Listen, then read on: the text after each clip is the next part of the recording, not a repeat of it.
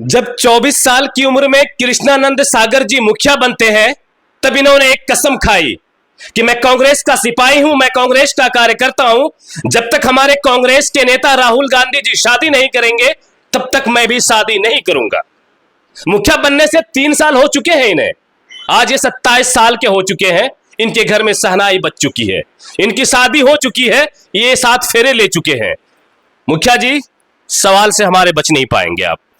जब आप मुखिया बने तब आपने कहा कि मैं अपने कांग्रेस के जो हमारे नेताजी हैं उनके रास्ते पर चलूंगा, पहले वो शादी करेंगे तब मैं शादी करूंगा। 3 साल में ही अब शादी कर लिए। सबसे पहले आपका स्वागत है और आपका जो सवाल है वो लाजमी है, हमने ऐसा कहा है। बिल्कुल। और मेरा शादी करने के पीछे पर्पस रहा कि गार्जियन का दबाव। जो भैया है वो फौज में है। अच्छा। तो वह रहते नहीं हैं, भाभी भी वहीं रहती है। घर में माँ बाप हैं, तो उनका भी देखभाल करने वाला कोई होना चाहिए।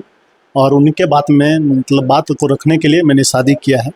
मतलब आपने परिस्थिति से समझौता कर लिया, घर के हालात, माँ बाप, बूढ़े माँ बाप की परेशानी उनसे आपसे देखी ना गई और आपने अपने इस वचन को वापस ले लिया। जी जी, शादी हो गई। मेरी शादी बड़ी धूमधाम से हुई होगी। जी, बड़ी धूमधाम से हुई। एकदम। मुखिया है तो मुखिया जी की तो कमाई भाई मत पूछिए। इधर से योजना चल रही है, उधर से मनरेगा चल रहा है, उधर से और भी ढेरों चीज चल रही हैं। बड़े बड़े घोड़े लगे होंगे, बारात होंगे, डीजे होगी, महफिल सजी होगी, हजारों लोगों की भोज हुए होंगे। क्या सब चीज रहा आपकी शादी? ये सारे चीज़ रहे हैं। लेकिन जहाँ तक आप भी जान रहे हैं कि अभी बिहार में मुखिया लोगों का क्या स्थिति है। वो चाहे मनरेगा हो या फिर योजना की बात हो, सरकार जिस तरह दोहरी नीति अपना रही है मुखिया लोगों के साथ, जिस तरह मुखिया लोगों को अधिकारों का हनन किया जा रहा है, गली नली में 1 भी रुपया नहीं दिया गया है।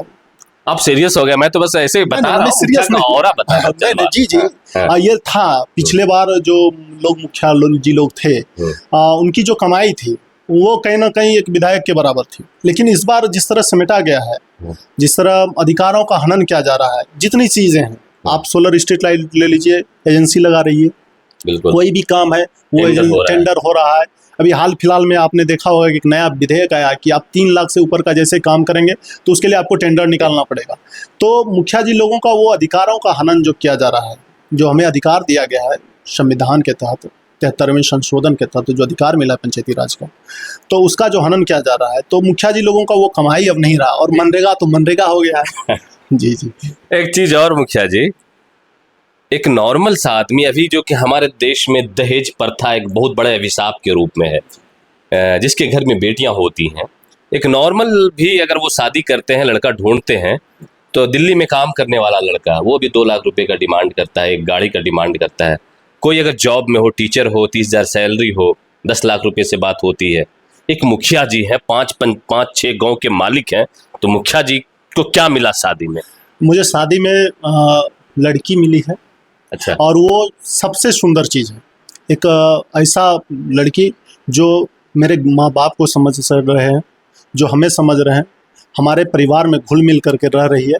उससे बढ़कर के कोई और कुछ नहीं दे सकता है, और इससे बढ़कर के खुशी कुछ नहीं है। दादाजी का नौकरी था, पापा जी एक अच्छे किसान हैं, भैया का नौकरी है, घर में सब चीज़ है, पहले से गाड़ी है, सब चीज़ है, घर है बना हुआ, और क्या चाहिए। लोग क्या करते ससुर जी आपके? ससुर जी नहीं है, उनके पिताजी डेथ कर गए हैं। और वैसे परिस्थिति में पैसा मांगना, कई साल 1.5 साल तक वो बीमारी से जूझ करके डेथ किए हैं, बहुत खर्च हुई। बड़ी अच्छा संदेश दिया है आपने लोगों को। हाँ, ये तो मैं बार बार ये जिस तरह मैंने एक वचन को तोड़ा, मेरा ये वचन था कि शादी नहीं करूंगा जब तक हमारे नेता राहुल गांधी जी शादी नहीं करेंगे। उसी तरह मेरा वचन था कि शादी में हमको दहेज नहीं लेना है, और उस पर मैं कायम हूँ। युवाओं ध्यान देखिएगा, पैसा है, पावर है, पद है, लेकिन उसका सही इस्तेमाल अगर कोई करना जानता हो तो उसके एक एग्जाम्पल है कृष्णानंद सागर जी। चाहते तो 20 से 25 लाख रुपए तो आराम से एक मुखिया को मिल जाएगा। जी बेशक मिल सकता था, कई लोग ऐसा ऑफर भी किए थे। लेकिन घर वालों को जो लड़की पसंद आई, वो बगल की ही गांव की है। अच्छा, बगल का पंचायत की है, दुहाबाई का।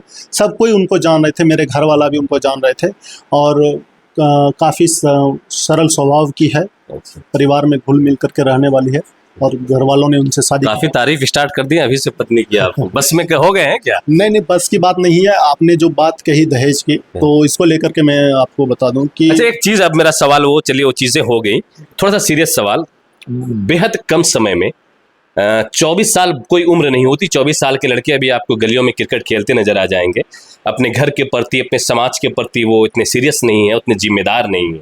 लेकिन 24 साल की उम्र में एक लड़का शहर से गांव की तरफ आता है, अपनी पढ़ाई पूरी करके कोरोना के वक्त में गांव आता है। और लोगों को कैसे असिस्ट करते हैं आप? लोगों को कैसे समझाते हैं कि एक नौजवान की बातों पर सभी जो आपके पंचायत के लोग हैं वो इकट्ठा जमा हो जाते हैं, वो नौजवान की बातों को यकीन कर लेते हैं और पूरा भरोसा आपके कंधे के ऊपर और आपको जीत कर मुखिया बना देते हैं? ऐसा क्या कुछ किया था आपने? क्या मास्टर प्लान था आपका? आपने सुना होगा कि किसी भी चीज़ को अगर शिद्दत से चाहो तो उसको मिलाने के लिए पूरी कायनात जुट जाती है। बिल्कुल। और जब मैंने लॉकडाउन में आया, यहाँ की वस्तु स्थिति को समझा। हमारे यहाँ पंचायत में के जो मुखिया बनते थे वो दूसरे पंचायत के लोग आकर के जीतते थे।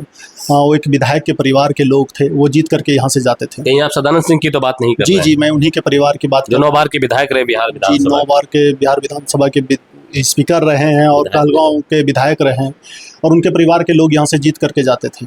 उनके सामने में एक छात्र नेता अपने बातों को जनता के बीच रखा, और वो कोई एक दिन का कमाल नहीं था। कंटिन्यू 2 साल तक, लॉकडाउन से लगातार चुनाव तक मैंने जनता के बीच गया, और मात्र 5 मोटरसाइकिल और 10 लड़का मिलकर के हम लोग नॉमिनेशन देने के लिए गए थे। सिर्फ यूथ का टीम था और पूरा यूथ ने मेहनत किया। मेरे जो कार्यकर्ता लोग थे उन्होंने काफ़ी मेहनत किया, और जिसका परिणाम ये हुआ कि आज मैं मुखिया बना।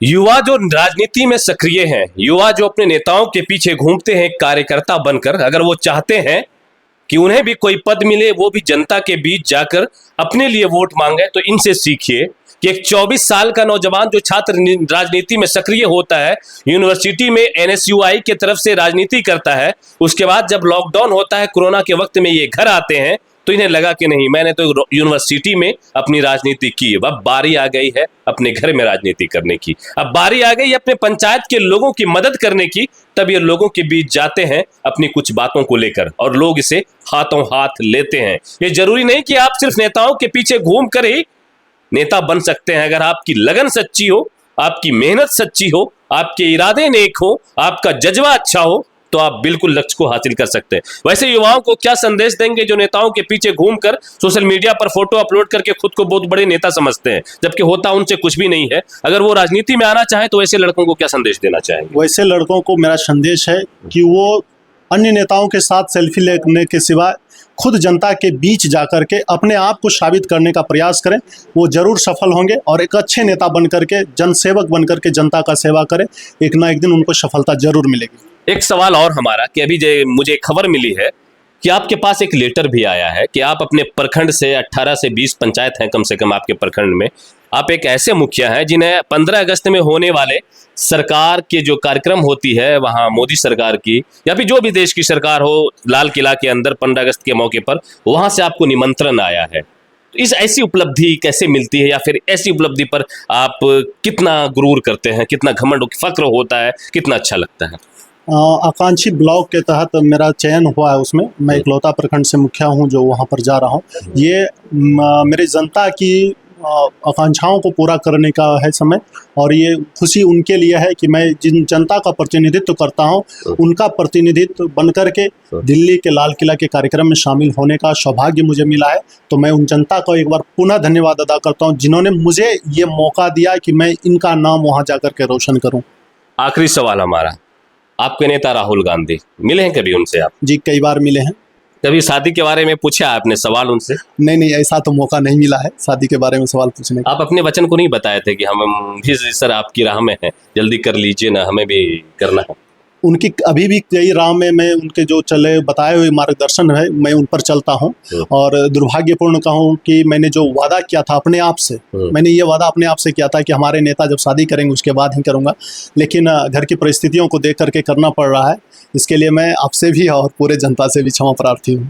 तो चलिए, ये थे मुखिया कृष्णानंद सागर जी, जिनकी उम्र अभी 27 साल है। 24 साल की उम्र में ये भागलपुर जिला के सनहौला प्रखंड के अराड़ पंचायत के मुखिया बन गए थे, और मुखिया बनने के बाद ढेरों उपलब्धियां इनके नामों में जुड़ती गईं, और जहां जहां मौका मिला अपने पंचायत का नाम रोशन करने का, अपने पंचायत का प्रतिनिधित्व करने का, वो हर जगह जा रहे हैं और अपने साथ साथ अपने पंचायत का भी नाम रोशन कर रहे हैं। बाकी मुखिया जी के साथ जो चीजें हुई, इन्होंने अपना वचन तोड़ा, उस पर मुझे लगा कि नहीं, इनसे बात करनी चाहिए। वीडियो इनका कैसा लगा कमेंट सेक्शन में जरूर बताइएगा। अच्छा लगा हो तो वीडियो को साझा कीजिएगा ताकि और लोगों तक पहुंच सके। धन्यवाद। आप देख रहे थे हमारे साथ उजागर मीडिया। मैं आपका दोस्त अबुल्लेश ईरम। जय हिंद।